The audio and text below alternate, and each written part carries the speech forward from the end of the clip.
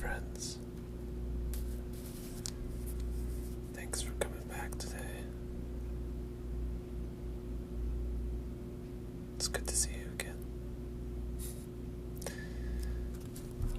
I wanted to share a little something that I learned last week.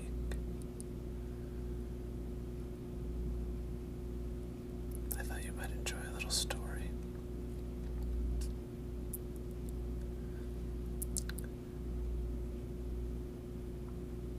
I was sitting contentedly out on my deck with my family one morning last week. It was beautiful weather here, much cooler than it normally is in the summer. And so my wife and I were enjoying a nice cup of coffee. It was good coffee. I had hand selected the beans. Well, not exactly, but I hand selected them at the grocery store. And I had purchased them and brought them home, kept them sealed in airtight plastic containers so they stayed deliciously fresh. And then I ground them to a nice fine particle size. And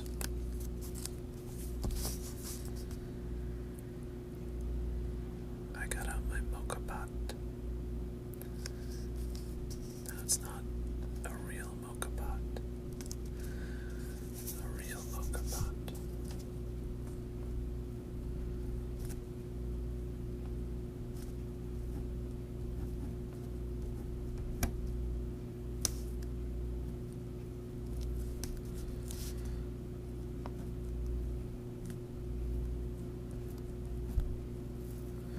is actually a brand made by a company called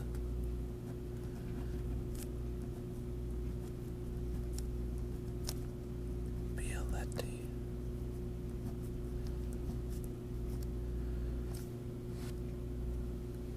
I believe that's how you spell the name.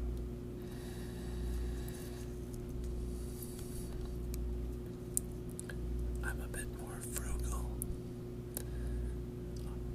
In general, I don't want to spend the extra money just to have a brand name product or name brand product. I always forget which one it is. I think it's brand name. And I always used to say name brand when I was younger. I'll have to ask my brother. Anyway, rather than splurging for the real mocha pot by Bialetti, I went to IKEA.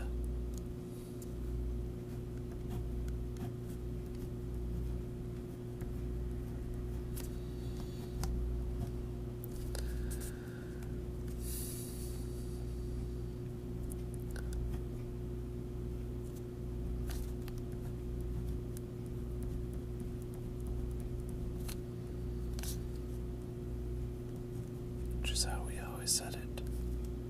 IKEA. I had a roommate in college. He was from Belgium. Well, sort of. He was born in Belgium and spent part of his childhood there. And then moved to the States. But he taught us that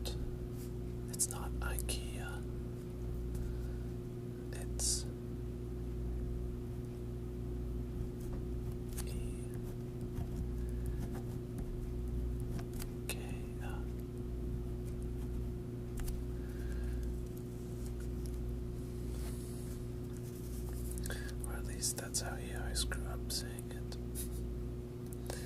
So anyway, we had our IKEA brand mocha pot. I had my fresh ground coffee beans and freshly filtered water, nice cool water, added to the mocha pot. And the way the mocha pot works, there's a small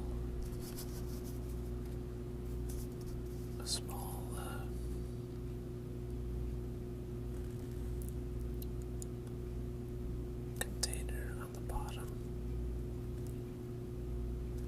that you fill with water up to a certain level. That's the water. And then there is a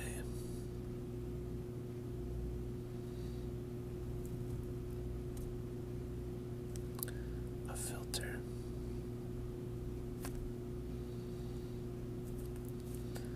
The coffee goes in here.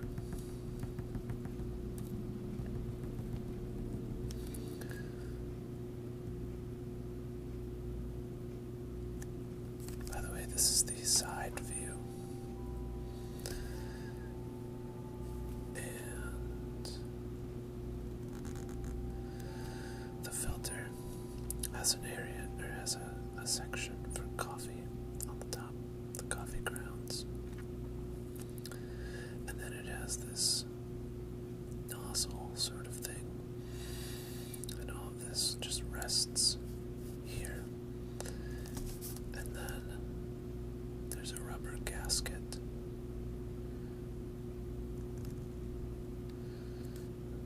with another filter in there. And then the actual pot, which goes up that way. This looks like some kind of strange science experiment, but it's really just coffee, a mocha pot.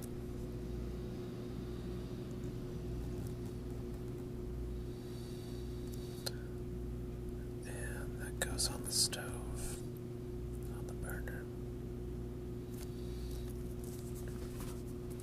And what happens is the water down here boils, and as you know, as water boils, it expands in volume. So what happens is there's no place for it to go because of this rubber gasket. The pot screws on here, and all of this is sealed. It's sealed tight. So the only place for this steam to escape is up through the nozzle, through the coffee, and up through a tube in the middle of the pot. And then it sort of bubbles out and fills up the pot. So basically what it does is makes very strong coffee. It's not quite the same as espresso, but it's about as close to espresso as you can get without having an actual espresso maker, which can sometimes get kind of pricey. So anyway, this was all a tangent. I do that sometimes. As you get to know me, you'll find that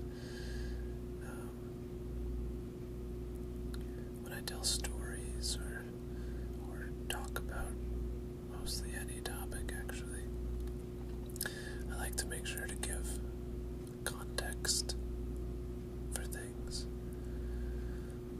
because context is so important to really understanding what a person is saying.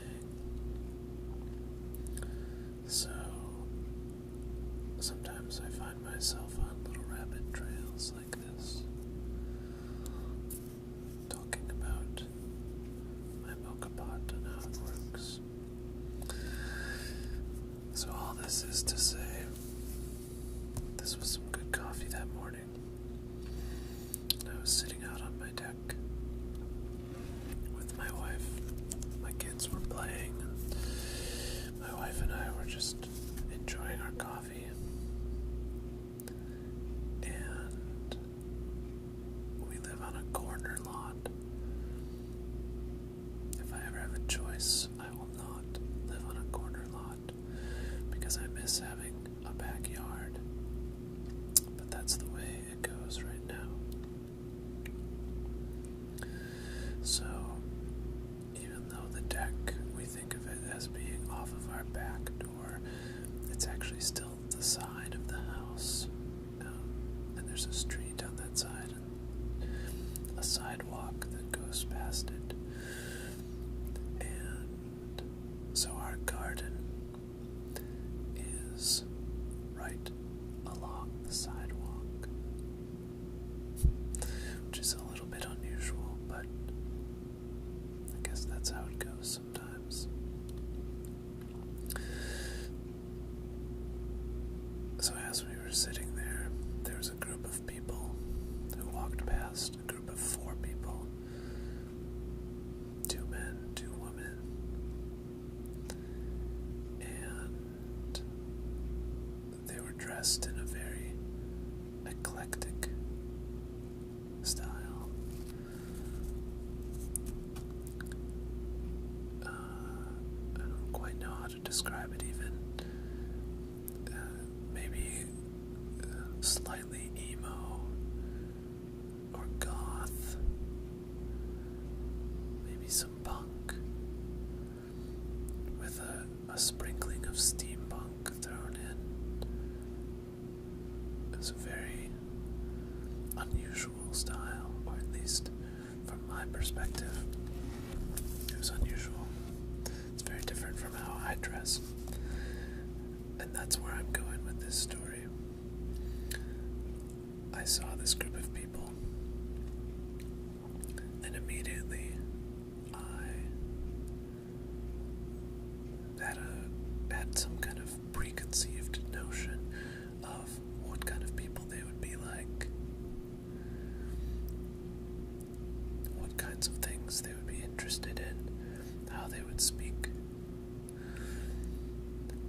And so I was very startled, or at least surprised, and perhaps a bit convicted about my judgment of who they were as people before I actually knew who they were. I still don't know them, but the thing that surprised me was one of the guys. He looked at our garden as he walked past and looked at the beautiful climbing flowers that are all along the fence on the one side. And do you know what he said? He looked at them and said, "Ooh, morning glories. Look at that."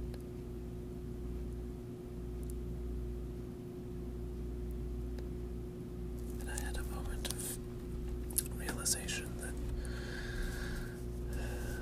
I thought one thing about him and that he sort of proved me wrong. He knew what kind of flowers they were. I certainly didn't, even though I would like to imagine myself as being somehow more cultured or more knowledgeable about things like flowers than a person who would dress like that, if that makes any sense. Anyway, that was my story from last week.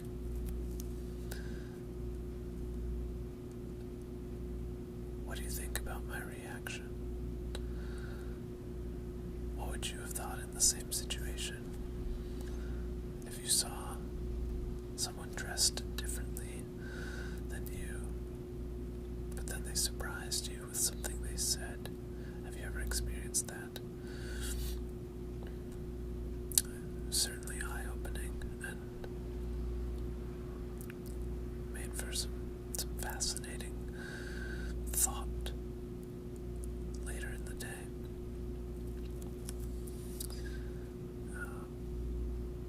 guys are all doing great. Thanks for hanging out with us, and I'll talk to you again soon. Oh, I forgot one other thing. I have a new video recorder, and I'd be interested to hear your feedback on how it compares to the previous video, which I recorded on my iPhone. This video recorder, first of all, records in high definition and is able to upload in HD much more easily. And it's also supposed to have much higher quality sound. So if you have a good internet connection or a fast internet connection, and you wouldn't mind, go ahead and watch and listen to this